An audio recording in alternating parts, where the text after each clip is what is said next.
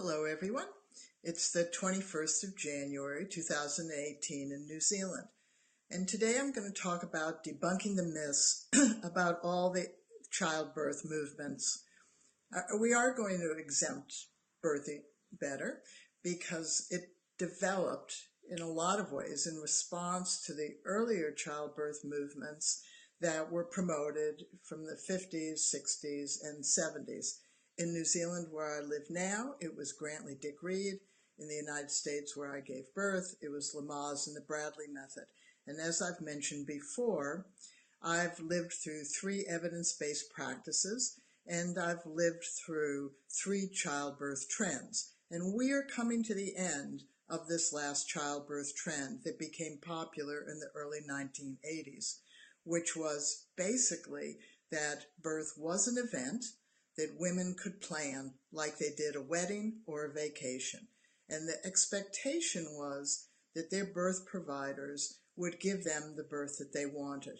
This was never going to work, and the reason that it was put in place was that it came from the previous trend, which was a skills-focused childbirth trend, which would have been great had that focus been on everybody having babies rather than just those women who wanted to have a natural birth, a pain-free labor, and one without medical care or less medical care. And that had evolved from the trend prior to that, which was just follow your doctor's orders. So when we take a look at the progression from my mother's generation and your grandmother's generation through me, through to you, we can see that follow your doctor's orders just wasn't going to cut the mustard, really, to tell you the truth. So birth advocates were right and spot on, and the 3 male obstetricians were spot on. They wanted women to have some skills as birth became more medicalized after the Second World War and in the 50s. The problem was that they focused, instead of on all of us, they focused only on those who wanted to achieve a natural birth, pain-free labor, and one with less medical care. That got us rolling in the wrong direction because every childbirth skills-focused system, from active birth to birthing within, to hypnobabies, to hypnobirthing, every single one of them is still focused on this one type of birth that very few women achieve. Birthing Better developed because many of us used those early methods. Some of it worked very well for us, but it didn't fulfill some areas that we needed to have more skills about, because Grantley Dick Reed, Lamaze, and Bradley were the first step towards this idea you can have universal skills for birth. And it would have gone a long way if they had said everybody, but they didn't. So Birthing Better right away was everyone. Everybody's baby's birth is equally important. And we need to have a societal feeling that everybody's baby's birth is important and valued. We have to stop the mommy wars in childbirth. That's been crazy from the start and demeaning to each other as women. And we have to stop it by putting in place those 4 steps that I've put in the description. And the first has to do with how we define childbirth.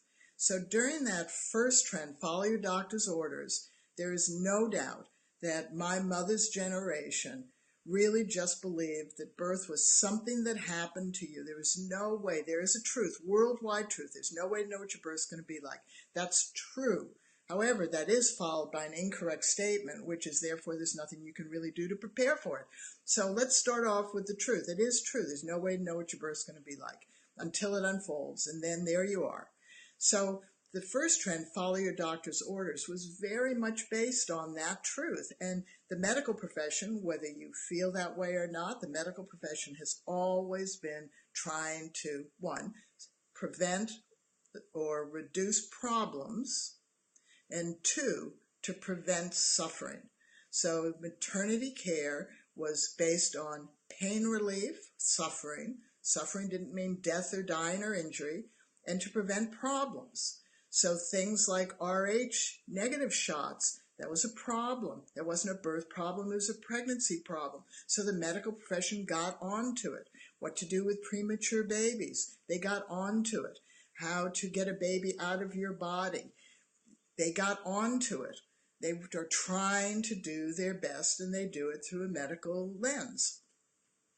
Whether you use medical care or not, that's your personal choice.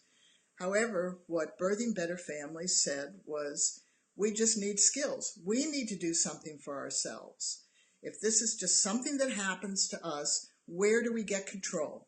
And what we found is that once birth unfolds, that's where we have control. We can't control how the internal sensations, we can't control what happens to and around us, but we can control our responses rather than just be reactive.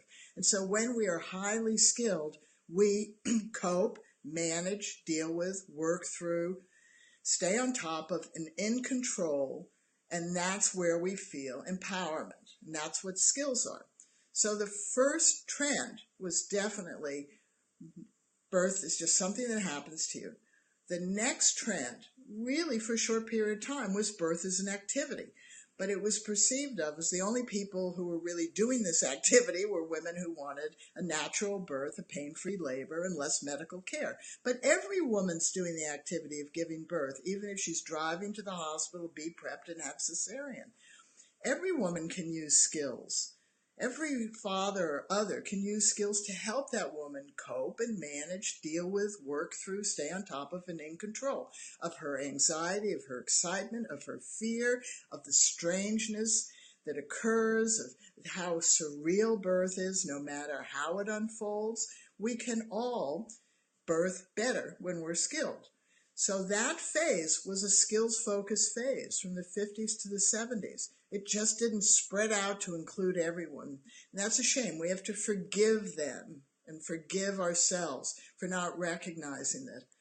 Because that didn't work to achieve those three limited goals, then those got put aside. And the way to achieve those goals was what we are now as birth as an event.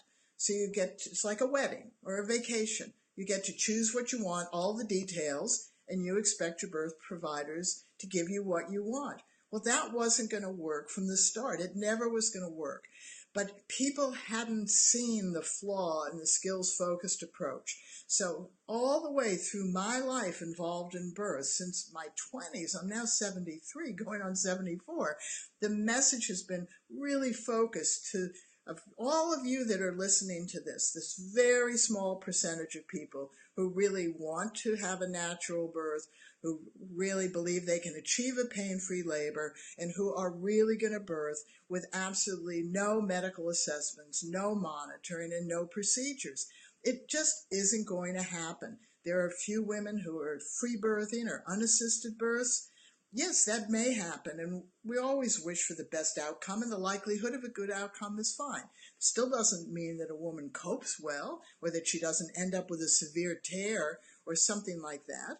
So when we look at these trends, we are ripe for another trend, and our trust common knowledge holds the Birthing Better skills, and we need your help. We need your help as a trust because we need to stay functioning and be able to sell our resource, which all proceeds return to the charitable trust, but we need you to change the message. So those 4 steps over there are part of the message. We need you to recognize that every childbirth method is fine. Use all of them. Don't discard them. Bradley's still good. Lamaze is still good. Grantley Dick Reed, Birthing Within, Calm Birth, Hypnobabies, Hypnobirthing, all of those, active births, spinning babies, all of that stuff is good. If it suits you, use it. However, what we want to tell you is use those skills no matter how you birth.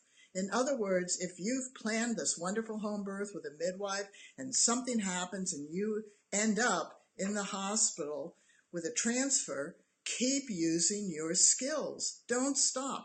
It's your baby's birth. Don't focus on the type of birth you chose. Focus on the fact that your birth is unfolding. That's important. This is your baby's birth. We have to stop the message that women give to one another. I had a home birth at home and didn't read anything, and you had a hospital birth and read everything. Or my daughter's a home birth and my son's a cesarean. This is mean-spirited. This is terrible. And the mummy wars extend: bottle feeding, breastfeeding, stay at home, go to work, nurse at night, get up at night. Who cares what someone else does? How you are with your child is your business, not mine. How I am with my child is my business, not yours. And if there are risks associated, then stop pounding those risks. Because if we don't have if the risk unfolds as you imagine to me, then I have to live with the consequences, because the choices you make you're going to have to live with the consequences, whatever that means. So we have to stop this. We have to come together and recognize that when we are pregnant, 100% of us are going to give birth one way or another. And all of us should have skills. Birth is primarily an activity that we have to do. And every activity that we do as human beings are best done with skills. And those skills have to be shared with the person who knows us best, our partner or other who is going to act as a birth coach. And thankfully, given that 100% of pregnant women are going to give birth, thankfully 100% of women really all carry their babies in their uterus. And that baby has to come out of the uterus. We are not laboring through our ears at the top of our head. Yes, when we give birth by cesarean, the baby comes out of our belly. But we still have to do this activity. And we can use skills to be more engaged in our baby's birth. It is an activity. It takes time. We have feelings about the time it takes. We have feelings about our emotions. We have feelings about the sensations we feel. We have feelings about what happens to and around us. We have feelings, and we need to know how to respond to those feelings and sensations by coping, managing, dealing with, working through, staying on top of, and in control.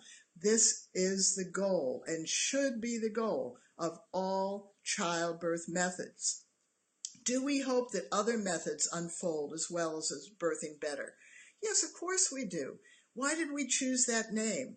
Well, one is there's a book called Better Birth. We couldn't choose that one. But when we thought about it symbolically, what is it saying? When we say we birth better, we talk about our own behaviors during this activity. When we say we had a better birth, we are often talking about what other people did or gave us. And that's a huge symbolically important message. All of us can birth better, even though we don't all have better births. So, how can you help us? Get everybody to like this Facebook page. It's a small thing. Know that all these debunking videos are going to be on YouTube in a playlist. Pass on these videos. Purchase our resources to help us stay afloat and know every purchase is a donation to a charitable trust, so that we can fulfill the vision of all these families who developed these skills way back in the early 1970s and who asked me to please carry this concept on, that giving birth is an activity all of us should be skilled for, no matter how we birth our babies. And to know that the Birthing Better skills are an inclusive set of skills developed, the only system developed by hundreds of mothers and fathers. So the myths about the childbirth movement, it's simple. It went off the rails very, very quickly. It started right in the sense that these 3 obstetricians didn't want to see birth standardized as medical care. So they wanted to do something about it. But they lost the track of seeing delivery of service compared to us as women giving birth. Birthing Better is about us giving birth, no matter how the service is delivered to us, whether we like it or not, where we birth, and who is with us, and what happens to and around us. So these 3 obstetricians started with delivery of service, but what women could do within that delivery of service to try to achieve the births that these obstetricians would like. And that's where it went off the rails right away. And from then, it's just narrowly gone off the rails more and more and more and more. And we have to get it back. We have to claim it as women. We have to claim it for ourselves who are pregnant now, and we have to claim it for the future generation. We cannot have a pregnancy, childbirth set of systems that focus on the smallest number of people and praise those people when they achieve what is considered to be the ideal birth. We have to stop it. And Birthing Better has spent 45 years of my life trying to change the conversation. How am I doing? We know that I'm doing well because of the help you give us. So I'll see you again tomorrow. I've just got a few more debunking myths, but I'm going to go through absolutely all of them, even if I'm talking to nobody. If you have questions, please feel free to ask them on our Facebook page. If you want to talk to me directly, you can email me via our website, www.birthingbetter.org, and you'll find me. Thank you very much for being here today, and it's my pleasure to continue to debunk the myths around childbirth. Bye-bye.